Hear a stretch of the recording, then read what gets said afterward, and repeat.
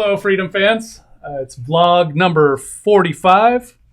My associate here, Matthew Packer, and I, Matthew Packer, Aaron Davis. We're going to be talking about rookie mistakes in real estate. Yes. Common mistakes happens all the time. You probably haven't made any rookie mistakes, though, right? Oh, we're not going to talk about that. We're not going to talk about my mistakes. Some of my rookie mistakes that we're going to talk about is stuff I've done. There you go.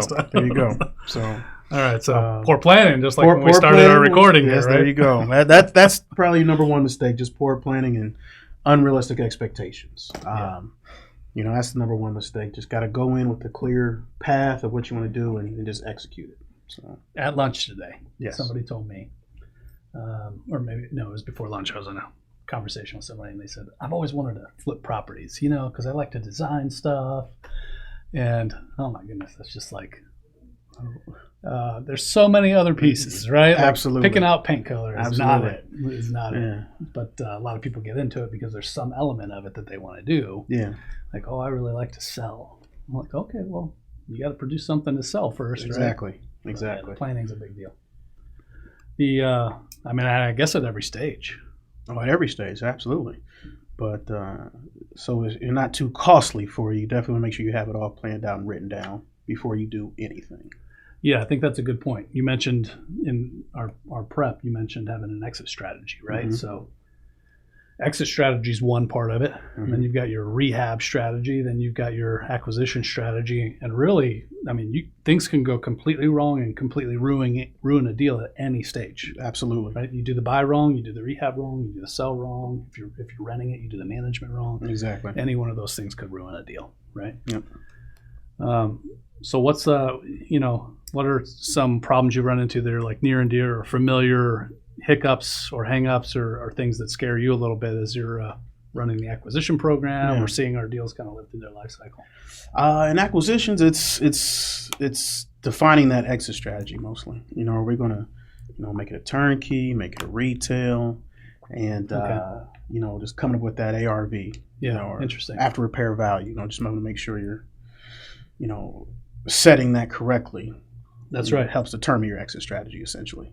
Yeah, and those things are kind of like they're intermixed, right? Mm-hmm. So if you're trying to turn this thing over for maximum, if your exit strategy is to sell it retail absolutely to a homeowner who's putting their life savings into what's going to be their upgraded house or absolutely. whatever, you're going to finish that different. You're going to budget differently. Absolutely. Rehab, right? So yeah, that exit strategy kind of defines everything right up to what offer you make and how you go about deciding whether or not to buy. Exactly. I've got a former in a former life I was doing real estate on the side, and I was off the cuff. Mm-hmm. I was just shooting from the hip, like left and right. Like I'll buy that. Buy. So right. I'd even go to like sheriff's auctions, and I would determine my bid price without ever thinking through: do I want to rent this rehab it and rent it, or do I want to rehab it and sell it retail? Mm-hmm. I never even really got that far. Yep. I thought those two things were the same. Not at all. Not at all. Yeah. You live and you learn. Yeah. So obviously I've gotten into some hiccups or whatever during my. So as long as we're talking about how much I suck at this, I tell you what though, man, you learn a lot doing things the wrong way. Absolutely. Unfortunately. And that's why we're here, try to let you know. Don't repeat the mistakes that we did. Yeah, that's exactly right. There you go. That's true. So if you're new to real estate, start with the end in mind, right? That's the best way to do it. To your point, your exit strategy. Do you want to be a landlord? You know what? That's another one. We're thinking about all the issues that come up. As long as we're airing out my problems, I'll get into it again. I sold a property not that long ago, a couple of years ago, because I didn't want to be a landlord. Yeah. Right? It never even occurred to me to hire that out to somebody else mm-hmm. and to let somebody do property management for me. Mm-hmm. Man, I was cash flowing great on that rental. Yeah. It was a nice little condo. I had an HOA and all that stuff. But, man, it was cash positive all day. Could easily afford property management and to think very little about that property. Mm-hmm. Just sit back, collect a check. Yeah. And so I got one big check out of it. There you go. There you go. But if you don't have the end in mind, that's just another, point. Another case to that point where if you don't have the end in mind, you're going to make the wrong call. Exactly. Right.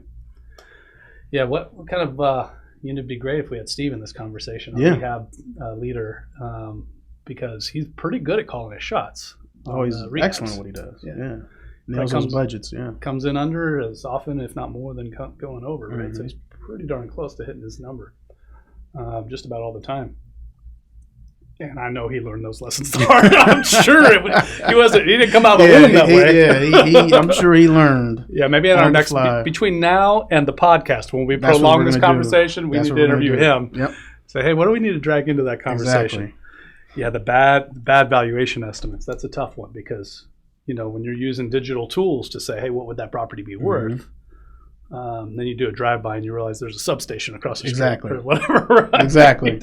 You don't realize it. Yep. Yeah. Google Maps, and we were talking about this the other day, is a great tool that people forget to use, right?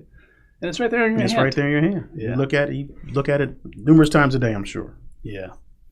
Yeah, so I'm thinking if I'm a rookie and I'm getting into real estate for the very first time, think about what you want to do. Do you want to manage a rental property? Or do you want to sell a retail? Right? Mm-hmm. So then your exit strategy should include how you're going to go about selling it. Absolutely. Are you going to have a cost for a real estate agent, et cetera? Then kind of backward planning or whatever, how are you going to get the rehab done? Right. Are you outsourcing that to somebody? Who is that somebody? Are you doing all the work yourself? Do you have the skills to do all that work yourself? How long is it going to take you? Yeah, I didn't. I never got good at that. When I was a solo operation, it was somewhere between 4 weeks and 4 months. Might be this year. 6 months. Might be this year. I never got good at estimating how long it would take. That was with an empty property. Yeah. Like I just had no idea. I was doing it myself, and then whoever I could happen to bring along. Sure. And if it was a solo operation, I was doing it all over again. Probably the next time I do it, I'll have all that stuff. Figure it all out. Absolutely. That's right. That's exactly right. Who do you have on deck? That's a really good point. What resources do you have on hand? That's a big one. And then if you keep backward planning, then it's how you're going to make your acquisition. Exactly. Right? You don't have to give away all of our tricks, but not at all. I bought stuff at sheriff's auction. Yeah, that's scary. Sheriff's auctions are good, and just your own network. Right.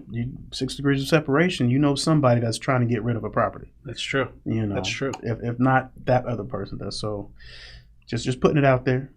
Just letting people know, hey, I'm looking. That's a really good point. Mm-hmm. Yeah. Once you start communicating that with people, I mean, my phone's going to start popping with ads or something, right? Because now it knows. Exactly. It knows I'm looking. But that's kind of a myth. But the reality of the conversations you get into in your network is real, right? So if you're just doing that more focus and whatever.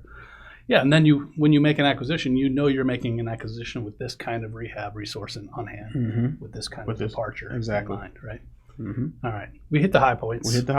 Let's come back and talk about it a little bit more in depth in a couple of days, huh? How about that? All right. Sounds good. To the next All right, time. guys. Yeah. As always, thank you for joining us. Invest smart. Live happy. Nothing on this show should be considered specific personal or professional advice. Please consult an appropriate tax, legal, real estate, financial, or business professional for individualized advice. Opinions and information on this show are not guaranteed. All investment strategies have the potential for profit or loss.